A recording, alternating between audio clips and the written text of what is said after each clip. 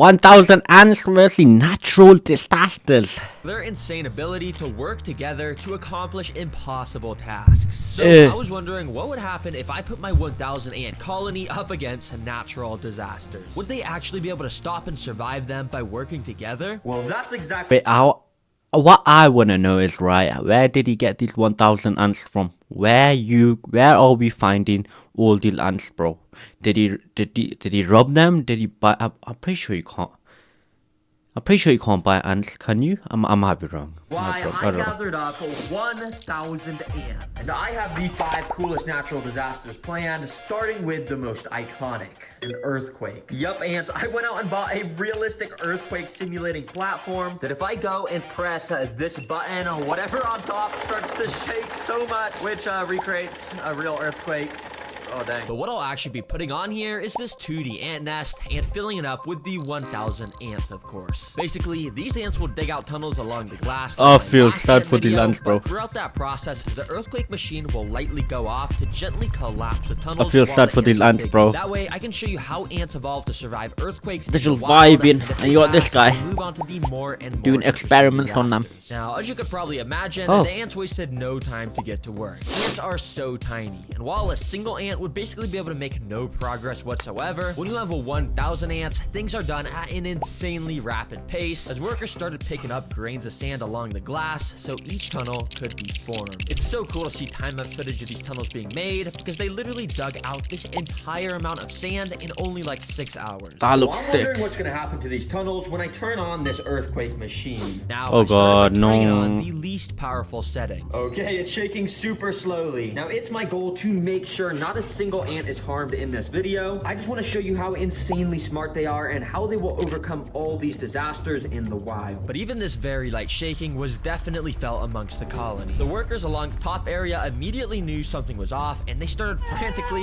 running around, as you can see. And when we take a look down under the nest where all the tunnels are, you could see those ants were acting similarly. Ants know during earthquakes, their tunnels have the chance to collapse, so all of them were being extremely careful. Very interestingly enough, in this room here, many of the ants were gathering up on the walls of the room to add an extra layer of support so it wouldn't collapse. But of course, when an earthquake happens in the wild, a part of the nest is bound to collapse, so it wasn't long until this happened. A bit of the sand here started to fall, completely blocking off this tunnel. I immediately turned off the machine to make sure the ants wouldn't be too stressed out while they had to commence a rescue mission. Because as you can see, while most of the ants were able to squeeze out, like this guy here, at least one ant was partially trapped in this collapsed tunnel. But amazingly, it looked as though one of the ants was already picking up some of the sand from the collapsed portion to clear it out. And yeah, literally so quickly, the ants excavated the entire collapsed tunnel, enough to where it was a perfectly functional area to walk through again. And funnily enough, some of the ants even started to walk in and slowly dig out the area where the sand had just collapsed from to make a new tunnel there. Wow, the ants just completed this natural disaster. They are so smart. But the natural disasters do they have a brain? To get more interesting as the video goes on. And if they do, how tiny is the brain? Sandstorm. Yes, ants, because, like, you heard that right, and this will be taking place in the separate desert enclosure. Yes,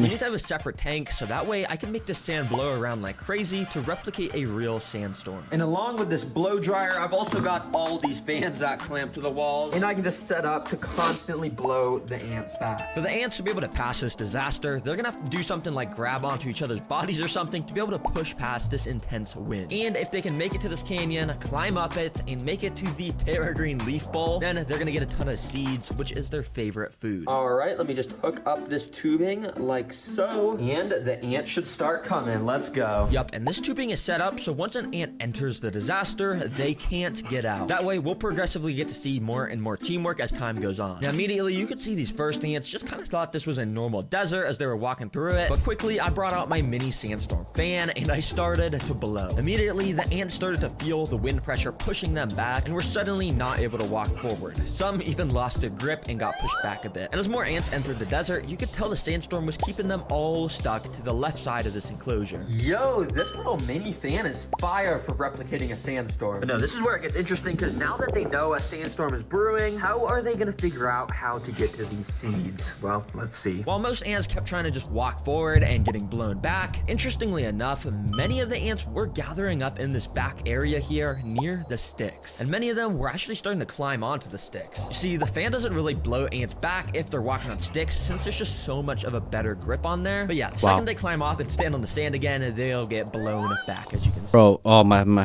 headphones fell out. I just want to say I feel so sad for the ants, bro. Like, honestly, they don't deserve this, bro. They're just vibing, whatever. And you got this guy making a bloody YouTube video over these lot, and they're not even gonna get paid, bro. You know what I mean? They don't even know that there's a YouTube video on them, yeah, with how many views? 16 million views, and bro, they don't even know that they're famous and that they should be getting paid. They're like, it's just sad. It's just sad. Ants were starting to learn that they needed to stay on the sticks. So many started to gather up and march towards the right side where all the seeds were located. In fact, this ant was making it dangerously close to the seeds using the stick method. And well, he was able to make it to the little rock canyon and almost was there to the seeds. Oh my gosh, this ant climbing right now is a beast. I am blowing this fan max speed on him and he is just stuck to this rock. And as I let my guard down for literally 1 second, this dude made a dash for the seeds, literally running straight towards it, and well, he made it in. And he looked so happy to have gotten those seeds. He was just dancing around in there. Yo, how did it? Ant is crazy. I didn't even have time to blow him back when he got up into this area. Since the ants passed a disaster, I gathered them all up and put them back into the nest. How did they even I gave them the food prize, which of course they started to take down into the nest over the next 5 minutes. But ants, I'm not gonna lie, this natural disaster is kind of easy to pass. But if we really want to learn about how ants survive, well, we gotta go to our third natural disaster of water. Yep, and as you can see, I've built another custom tank where the flood is going to be getting simulated. I know there's no water yet, but you'll see how quickly that changes. For now, all you gotta know is if the ants make it all the way to this leaf ball, they'll once again get rewarded with tons more seeds. These ants have no idea. I just want to say, anyone that's got a phobia of, like, is it called insects? I think it's called insects. I'm so sad.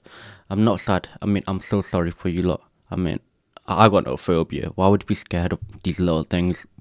But there are people out there that are scared of these type of stuff. Like, there are people out there that are scared of, like, you know, if you have like holes on your hands, it's called tryphobia. I've got that.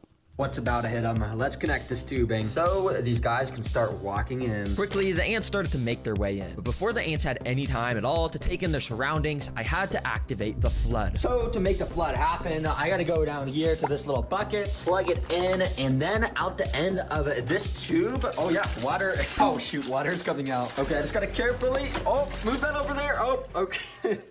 There we go. Similar to real life, floods will block off paths for ants while they're trying to travel, so this is exactly what that recreates. And the ants are gonna have to find a way to pass these gaps using the objects I've provided for them. As you can tell, the ants in here immediately were a little confused on what to do. Many were gathering up near the water edge, inspecting what the heck just happened. Can they not swim? Fell into the water, but don't worry. Any ant that falls in, I'll be rescuing and bringing back to the start so no ants get hurt. But also, many of the ants were actually sort of gathering around the objects I had placed in. And as I left my camera recording, I was extremely amazed by what I saw happen. Are they gonna move? Where this feather started to slightly move, and as I kept watching, it slowly started nudging around more and more. There must have been an ant underneath, and this ant was genuinely moving the feather closer and closer to the water until literally like magic, it was moved almost entirely in, and an ant crawled out right from underneath as soon as that happened. Dang, this guy must have been helping move it. Yo, these ants are absolutely insane. I don't know what ant just moved this feather into the water, but dang, I mean, let's just see what they do. It took a couple minutes, but eventually a couple more of the workers started to step onto the feather and started to walk across it to, of course, make it to our second platform. Now, unfortunately, the ants got to do the same exact thing here.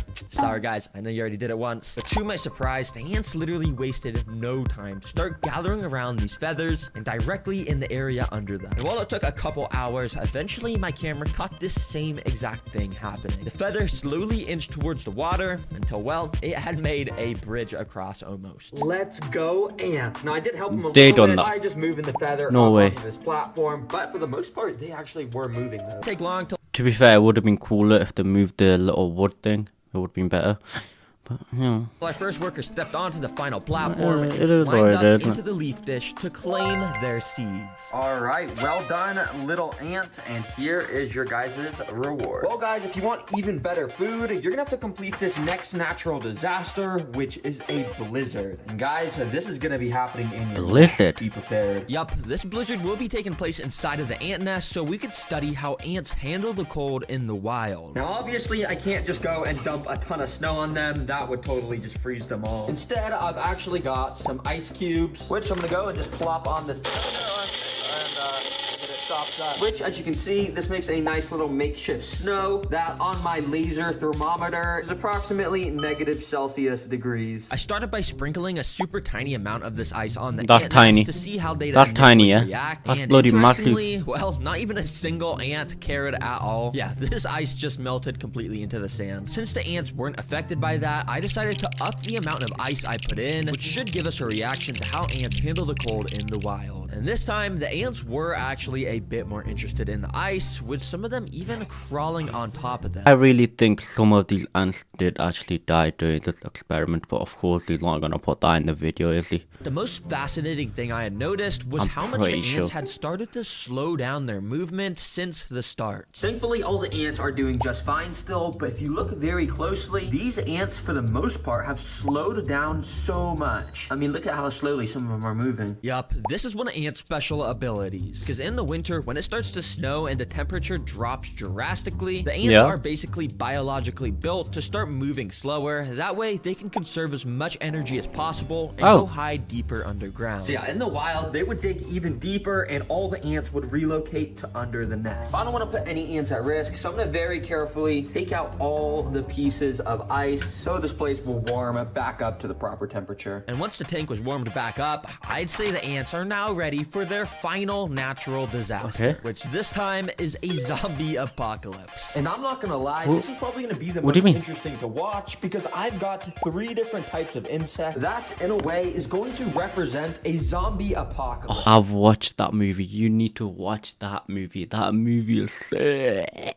First insect prey is, well, zombie grasshoppers. Yes, these are grasshoppers that Petco sells that are literally like half decomposing and meant for feeding animals. And I'll be bringing them back to life and moving it in front of the ants to see what they do. And to make the ants swarm this even more, I'm gonna dip some of it in this brown sugar water. And yeah, this is gonna make it super tasty. Without further ado, let's get this in here. Now, immediately after dipping this in the nest, I started to do a really good, accurate job of moving this around to act like it was alive. And I think the ants were falling for it because you can see they quickly started to climb all over it. And if you also look closely, the ants were actually grabbing onto this thing with their insanely strong mandibles, and they were injecting their venomous stingers into it.